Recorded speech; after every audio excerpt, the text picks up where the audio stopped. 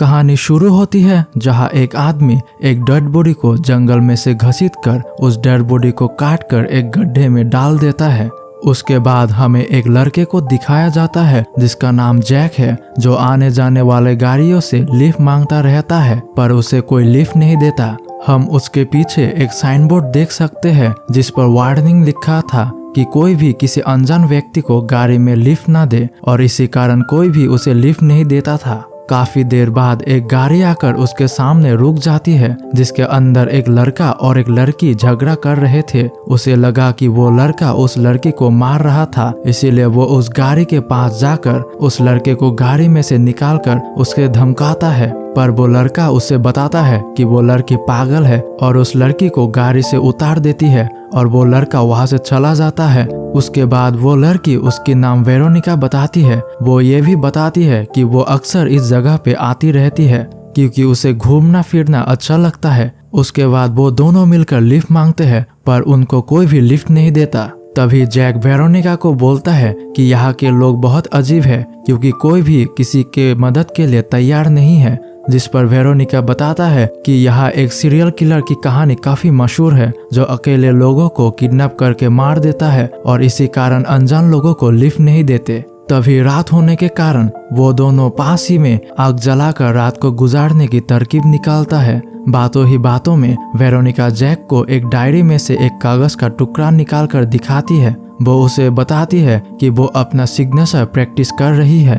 तभी वेरोनिका उसे पूछती है कि अगर वो ट्रेवल कर रहा है तो उसका बैग कहाँ है, जिस पर जैक उसे बताता है कि उसका बैग ट्रेन स्टेशन में ही चोरी हो गया है, जिसके अंदर उसके पैसे भी थे।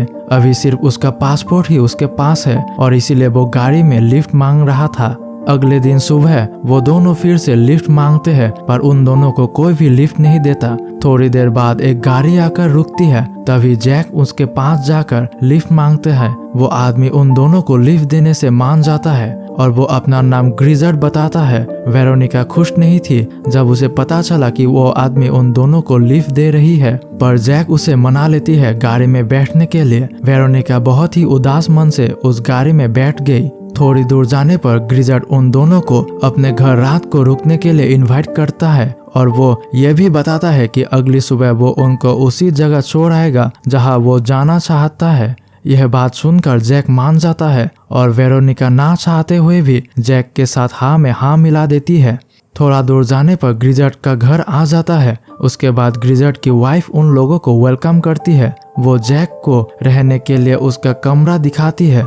जैक अपने कमरे में आकर बिस्तर पे लेट जाता है। वो पूरे दिन लिफ्ट लेने के चक्कर में काफी थक गया था, इसलिए उसे बिस्तर में लेटते ही नींद आ जाता है। जब उसकी आंख खुली तो रात हो चुका था। उसे बिस्तर से उठते ही कमरे में एक बॉक्स दिखाई देता है जिस पर ग्रिजर्ड लिखा हुआ था। उस बॉक्स को खोलते ही ग्रिजर्ड और उसकी पत्नी की पिक्चर्स मिलते हैं और साथ ही में उसे दो बच्चों की पिक्चर्स भी मिलता है जिसमें से एक लड़का और एक लड़की थी। जैक उन तस्वीरों को देखते ही यह अनुमान लगाता है कि ये बच्चे ग्रिजर्ड की है, लेकिन वो यह भी सोचता है कि वो जब घर में आए तो किसी बच्चे को नहीं देखा था।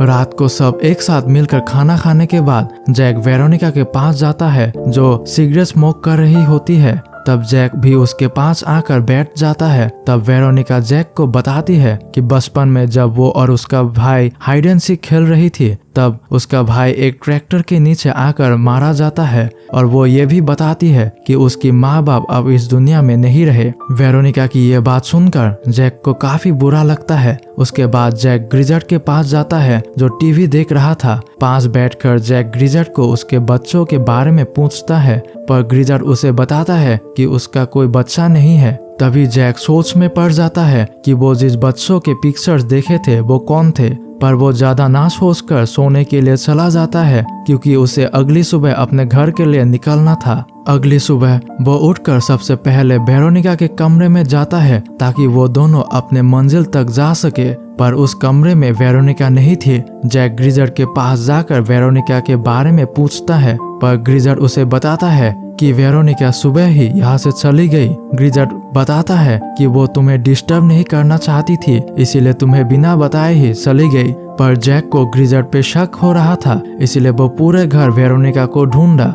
तभी ग्रिजर्ड जैक को एक लेटर देता है जो वेरोनिका ने उसके लिए छोड़ गई थी। जैक उस लेटर को लेकर घर से बाहर निकल आया। वह कुछ दूर आकर उस लेटर को वो पहले पेपर से मैच कराया जो वेरोनिका ने उसे पहले दिया था डायरी से निकालकर। वो चेक करता है कि वो दोनों पेपर्स की हैंडराइटिंग मैच नहीं करता। तभी पीछे से कोई आकर उसे बेहोशी की इंजेक्शन दे देता है। जब उसे होश आता है तो अपने आप को एक ट्रक में पाता है दूसरे मरे जानवरों के बीच। दरअसल उसे एक बूढ़े आदमी ने किडनैप किया था। वो आदमी उसे खाना देता है पर जैक उस खाने को खाने से मना कर देता है। तभी वो बूढ़ा आदमी उसे धमकाते हुए खाने को बोलता है। जैक जब उस खाने को खाने लगता है तब वो बूढ़ा आदमी उसकी फोटो खींचता है। जैक कंफ्यूज होता है कि उस बूढ़े आदमी ने उसे क्यों किडनैप किया है और वो खाते वक्त फोटो क्यों खींच रहा है। उसके बाद उस बूढ़े आदमी ने उसे टेप से बांधकर गाड़ी में कहीं ले जा रहा था। वह आदमी उसे इंजेक्शन लगाने ही वाला था कि तभी उसे किचन में से धुआं आता दिखाई देता है।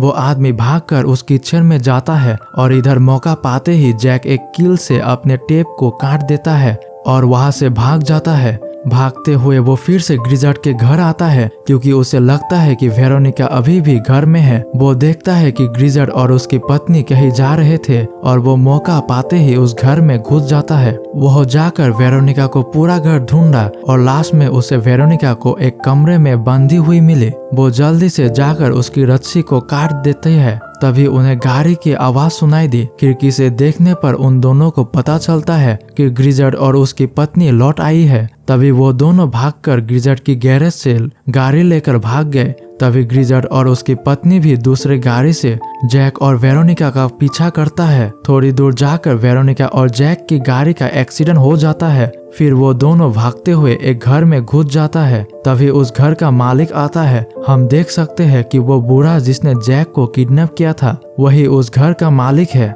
जब वो बूढ़ा आदमी घर के अंदर आता है तब जैक उस पर गान तान देता है जिस पर वो बूढ़ा आदमी उसे बोलता है कि तुम बहुत बेवकूफ हो, तुम्हें अब तक कुछ समझ में नहीं आ रही। पर जैक उसकी बात ना सुनकर उस पर गान तान कर पीछे हट जाने को बोलता है। वो आदमी जब पीछे हट रहा होता है तभी उसका पैर किसी चीज में लगकर वह एक रॉड के ऊपर गिरकर अधमरा हो जाता है। इस तरफ जैक एक्सीडेंट के कारण बेहोश हो जाता है। तब वेरोनिका एक प्लास्टिक कवर से उसे ढक देती है और एक चाकू लेकर उस अधमरा बूढ़े को मार देती है। तभी ग्रिजर्ड और उसकी पत्नी उन्हें ढूंढते हुए उस घर में आ जाता है। अंदर आकर ग्रिजर्ड वेरोनिका के हाथ में खून से लथपथ चाकू देखता है। तभी वेरोनिका ग्रिजर्ड को डैड कहकर बुलाती है और अब खुलते हैं मूवी के असली पत्ते। दरअसल वेरोनिका ग्रिजर्ड और उसकी पत्नी की ही बेटी थी। वेरोनिका अपने भाई के मौत की कहानी जो जैक को सुनाई थी वो झूठ थी। दरअसल वेरोनिका ने ही अपने भाई को खून किया था। असल में वो सीरियल किलर जो लोगों को किडनैप करके मारता है वो वेरोनिका ही थी। वेरोनिका शुरुआत से ही जैक को अपने बारे में झूठ बोल रही थी क्योंकि वेरोनिका बचपन से ही एक साइकोपैथ थी और उसे लोगों को मारना अच्छा लगता था। वेरोनिका की इस हरकत के बारे में ग्रिजर्ड और उसकी पत्नी को पता था पर वो दोनों पुलिस को इस बारे में कुछ नहीं बताया क्योंकि उनके बेटे के मरने के बाद अब सिर्फ उनकी बेटी ही थी। इसलिए वो दोनों ने वेरोनिका के बारे में किसी को कुछ नहीं बताया। जब वेरोनिका की हरकत ज्यादा हो गई तब ग्रिजर्ड और उसकी पत्नी ने उसे घर में कैद करके रखा पर वो घर से भाग गई। जब ग्रिजर्ड वेरोनिका को ढूंढने के लिए निकले तब उसे वेरोनिका के साथ जैक मिला और इसी कारण वेरोनिका गाड़ी से दूर थे। इधर हम जान पाते हैं कि जैक का किडनैप ग्रिजर्ड ने ही करवाया और उसने उस बूढ़े आदमी को किसी दूर शहर में जैक को रख आने को बोला था ताकि वो उसे वेरोनिका से दूर रख सके और इसीलिए उस बूढ़े आदमी ने उसे बेवकूफ बोला था क्योंकि वो जैक की जान बचाना चाहता था। बाद में ग्रिजर्ड यानी उसकी डैड उसे गाड़ी में बिठाता है और उसे बोलता है कि हम कब तक तुम्हारे खूनों को छुपाते रहेंगे और अब तुम्हें उस बूढ़े आदमी को भी मार दिया। जिस पर वेरोनिका कहती है कि वो तो बस एक एक्सीडेंट है। अब इसी बीच जैक गन लेकर आता है। उसे नहीं पता होता कि क्या हो रहा है। वो ग्रिजर्ड और उसकी पत्नी को गन पॉइंट पे ले लेता है और वेरोनिका को गाड़ी से बाहर निकालता है। जब ग्रिजर्ड की पत्नी यानी कि वेरोनिका की माँ जब उसके बारे में जैक को बता ही रही होती है तभी वेरोनिका उसके माँ को मारकर बेहोश कर देती है और उसके पिता को भी टेप से बांधकर वहां से गाड़ी लेकर निकल जाती है। जैक अब सुकून से वेरोनिका के साथ जा रहा था। वो काफी खुश था क्योंकि वो बहुत ही जल्द अपने परिवार से मिल सकता था। वही वेरोनिका का हाथ धीरे धीरे एक चाकू की तरफ जा रहा है, यानी कि वो अब जैक को भी मारने वाली है। वो उसे मारकर फिर से किसी दूसरे को ढूंढेगी और ये मूवी यहीं पे एंड हो जाती है।